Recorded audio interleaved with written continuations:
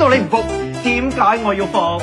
我用3年嘅財務報表去問銀行借錢做生意，仲借到30萬啊！問你服唔服？唔服。我用層樓透過信貸機構做物業貸款，佢唔使財務報表，又唔理我係咪借筆錢嚟到做生意，就批咗成100萬俾我。問你服未啊？其實只要你有物業就可以申請物業貸款，無論係1按同埋2按都得㗎。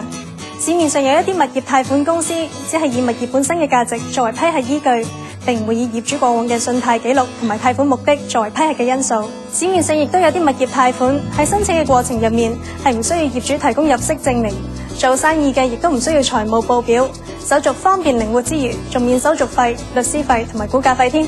市面上有啲物業貸款只需要15分鐘批核，24小時就可以過到數，咁業主就可以喺短時間之內運用貸款作出周轉啦。以上節目由提供物業貸款服務康業信貸快遞贊助。